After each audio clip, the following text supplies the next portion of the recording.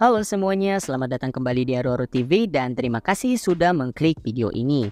Proses syuting Netflix live action Avatar untuk season pertama telah selesai dan direncanakan akan tayang di tahun 2023. Sempat ada beberapa komentar dari kalian yang request konten seputar adaptasi live action ini. Dan jujur saja saya sengaja menunda request kalian agar bisa mengumpulkan informasi sebanyak-banyaknya terlebih dahulu. Video ini akan merangkum pembahasan seputar para pemeran, beberapa kontroversi yang terjadi selama proses pembuatan, dan ekspektasi terhadap proyek Avatar live action. So, klik like video ini terlebih dahulu dan bagi teman-teman yang baru bergabung silakan untuk menekan tombol subscribe-nya. Dan jika sudah, inilah update seputar adaptasi Netflix live action Avatar di Discussion of the Day.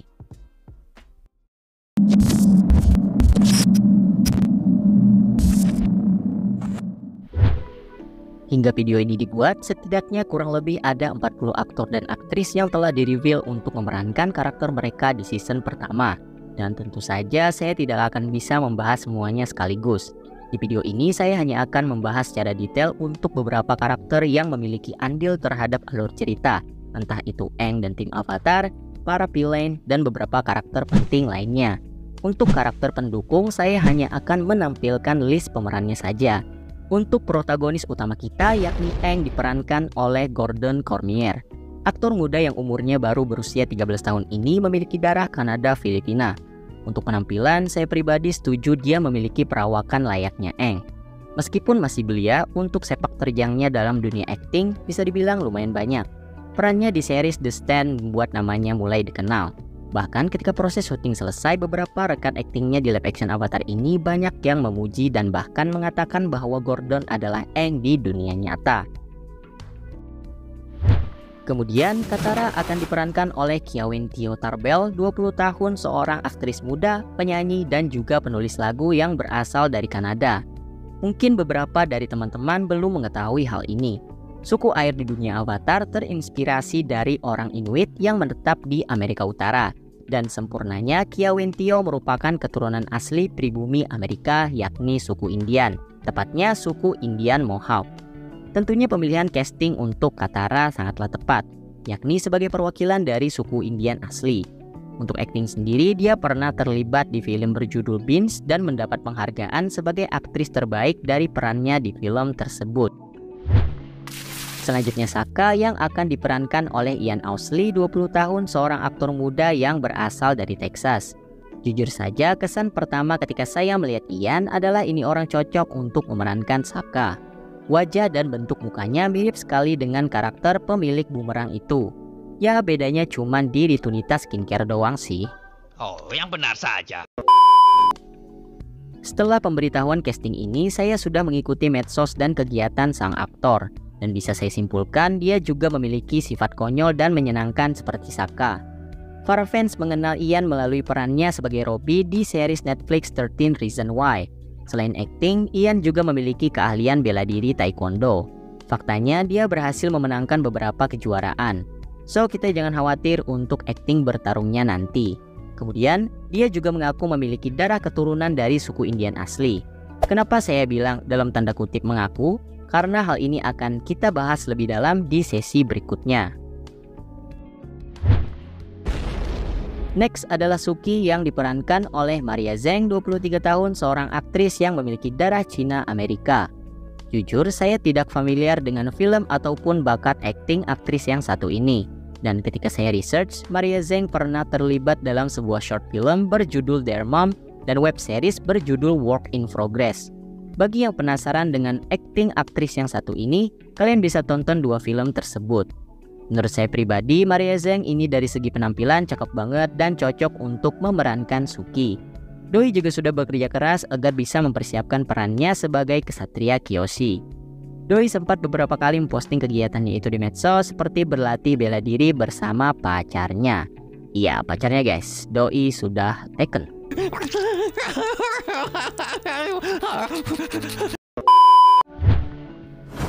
Selanjutnya adalah karakter pangeran terbuang yakni Zuko yang akan diperankan oleh Dallas Liu, 21 tahun, aktor muda berbakat yang memiliki darah Cina Indonesia. Tapi ingat guys, meskipun punya darah Indonesia, dia dari kecil lahir dan dibesarkan di Amerika. So, kita jangan terlalu over proud. Bagi kalian yang fans berat dari Marvel Cinematic Universe, mungkin sudah pernah melihat aktingnya di Shang-Chi and the Ten Rings, di mana dia berperan sebagai adik laki-lakinya Katie. Dallas Liu memiliki kemampuan bela diri yang luar biasa. Maksud saya, coba lihat sendiri. Ini adalah video Dallas Liu yang masih berumur 11 tahun ketika bertanding di kejuaraan karate. Bayangkan di umurnya yang sekarang. Pastinya kita akan disajikan adegan pertarungan menakjubkan di live action Avatar dengan perannya sebagai Zuko. Next adalah karakter kesayangan kita semua, yakni Paman Iroh yang akan diperankan oleh Paul Sun-hyang Lee, aktor senior berdarah Korea dan berkebangsaan Kanada. Dari penampilan saya langsung setuju dan percaya bahwa dialah yang tepat untuk memerankan karakter Paman Iroh. Aktingnya pun sudah tidak bisa diragukan lagi.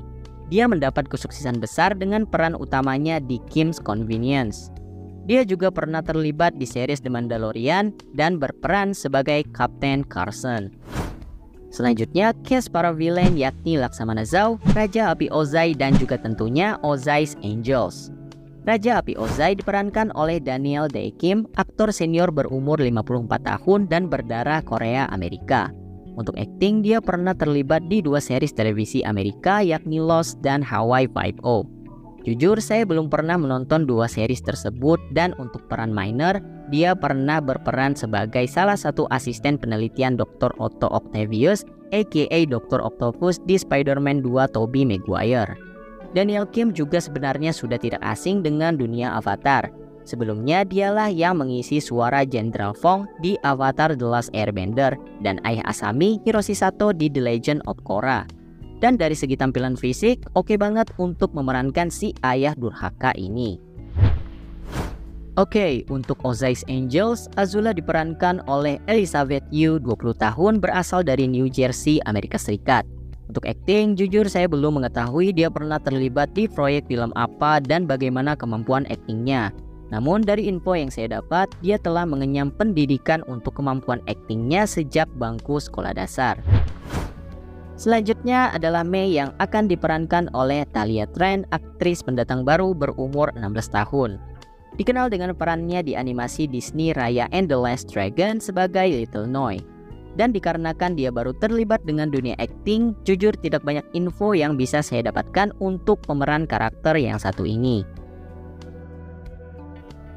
Kemudian Ty Lee yang akan diperankan oleh Momona Tamada, 16 tahun dan memiliki darah Jepang Kanada. Dia dikenal dengan perannya di series Netflix To All the Boys sebagai versi muda dari Lara Jean, sang pemeran utama. Dari ketiga cast Ozai's Angel, saya pribadi paling suka dengan pilihan Momona Tamada sebagai Ty Lee. Selain memiliki wajah dan tampilan yang mirip, Momona Tamada juga memiliki kesan periang sama seperti Ty Lee. Dan untuk big villain Book One animasi Avatar The Last Airbender, yakni Laksamana Zhao, akan diperankan oleh Ken Leung, aktor senior berdarah Cina dan berkebangsaan Amerika. Dia lumayan banyak mendapat peran di berbagai film terkenal seperti Rush Hour, Saw, dan X-Men The Last Stand. Sebenarnya masih banyak casting karakter penting lainnya seperti Biksu Gyatso yang akan diperankan oleh Lim Kai-siu, Raja Api Sozin diperankan oleh Hiro Kanagawa, King Bumi diperankan oleh Utkarsh Ambudkar, termasuk Avatar Cycle yang akan diperankan oleh aktor dan aktris sebagai berikut. Dan untuk menyingkat waktu, saya akan menampilkan seluruh cast untuk season pertama dari Netflix live action Avatar, termasuk si penjual kubis. Kita tahu di tahun 2018 Netflix secara resmi mengumumkan bahwa mereka akan memproduksi live action untuk Avatar The Last Airbender dan rencananya akan langsung melibatkan kreator asli yakni Mike dan Brian. Namun sayangnya setelah proses produksi selama 2 tahun berjalan, mereka berdua memutuskan untuk hengkang dari proyek tersebut dikarenakan berbeda pandangan dengan pihak Netflix. Karenanya banyak fans Avatar series menyayangkan keputusan tersebut dan mulai meragukan produksi adaptasi live action ini jika tanpa keterlibatan sang kreator asli. Namun seiring berjalannya waktu dan proses produksi, terdapat desas-desus bahwa pihak Netflix dan Avatar Studios akhirnya berdamai dan berkolaborasi di adaptasi live action Avatar. Dilansir dari Avatar News, setelah beberapa bulan mengumpulkan informasi, mereka menyimpulkan bahwa original creator yakni Mike dan Brian dirumorkan telah memberikan beberapa material tambahan yang bersifat canon ke adaptasi live action Avatar. So, apa sih canon material tambahan yang dimaksud di sini? Contohnya adalah seperti desa yang ada di Kutub Selatan pada episode pertama animasi Avatar The Last Airbender. Katara dan Sokka hanya menyebut tempat tinggal mereka itu dengan desa. Namun, jauh setelah animasi ini selesai, pihak Avatar Studios akhirnya merilis material canon terbaru lewat Avatar Legends The Role Playing Game bahwa desa yang ditinggali oleh Katara dan Sokka itu bernama Wolf Cave. Dengan begitu, kemungkinan besar adaptasi live action Avatar akan menggunakan material canon baru yang diberikan oleh kreator asli tanpa merusak cerita yang ada di animasi Avatar The Last Airbender. Jadi bang, apakah original kreatornya sudah terlibat di proyek live action Avatar? Ya, berdasarkan desas-desus ini mereka terlibat. Namun porsinya hanya sedikit, yakni dengan memberikan material canon baru agar bisa ditambahkan ke dalam cerita adaptasinya. Pihak Netflix lah yang masih memegang produksi dan bertanggung jawab untuk proyek ini. Jujur, saya pribadi masih belum bisa mempercayai berita ini 100%.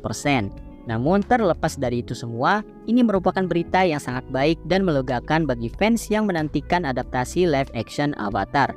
Gimana menurut kalian? Silahkan komen. Selanjutnya berkaitan dengan pengakuan Ian Owsley tentang dirinya yang memiliki darah asli suku Indian.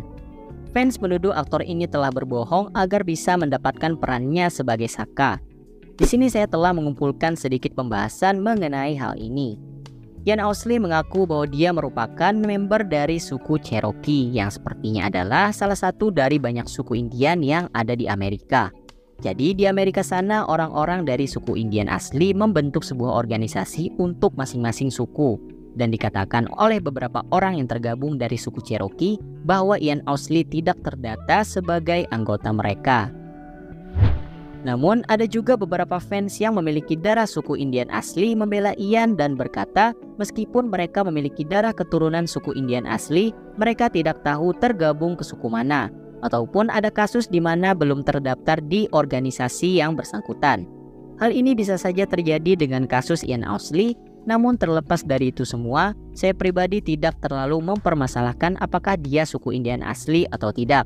Yang terpenting adalah aktor tersebut memiliki kemiripan dan kemampuan akting untuk memerankan karakter Sokka. Gimana menurut kalian? Silahkan komen pendapatnya di kolom komentar. Selanjutnya adalah cerita di live action ini tidak 100% sama dengan yang ada di animasi. Jadi bisa disimpulkan adaptasi Netflix live action Avatar bersifat remake. Hal ini bisa terlihat dengan karakter baru yakni Yukari, ibu dari Suki sekaligus ketua desa dari Pulau Kyoshi. Yaps, berbeda dengan animasinya di mana Pulau Kyoshi dipimpin oleh seorang pria yang dipanggil sebagai Oyaji. Begitu juga dengan Ozai's Angels yang akan muncul di season pertama, padahal mereka baru muncul di season kedua untuk animasinya. Saya pribadi tidak mempermasalahkan untuk perubahan cerita asalkan tidak terlalu ekstrim. Berkaca dari kesuksesan series adaptasi live action Netflix lainnya seperti Alice in Borderland. Meskipun memiliki perubahan cerita dari versi manganya, Netflix masih mampu memberikan alur cerita yang sangat bagus tanpa merusak cerita dari versi originalnya. Bagi kalian yang belum nonton Alice in Borderland, saya rekomendasikan untuk menontonnya karena ceritanya yang sangat bagus. Dan sebelum menutup video ini, saya akan memberitahu bahwa adaptasi Netflix live action Avatar ternyata telah memecahkan rekor dunia untuk studio produksi film LED terbesar di dunia. Fasilitas ini sangatlah luas, dilapisi dengan 2.500 panel dinding LED dan 760 untuk langit-langitnya. Selain itu, studio ini dibangun dalam bentuk lingkaran yang hampir sepenuhnya tertutup agar bisa menyediakan produksi layar LED hingga 310 derajat. Teknologi seperti ini pernah digunakan untuk proses produksi series Disney Plus, yakni Mandalorian. Dengan semua usaha yang dilakukan Netflix ini, tentunya juga menambah minat fans untuk menantikan perilisannya nanti. So, itu dia tadi update seputar Netflix live action Avatar. Klik like jika kalian suka dengan video ini. Jangan lupa untuk subscribe dan aktifkan notifikasi agar tidak ketinggalan konten-konten menarik lainnya. Thank you yang sudah nonton, sampai jumpa di video selanjutnya dan adios.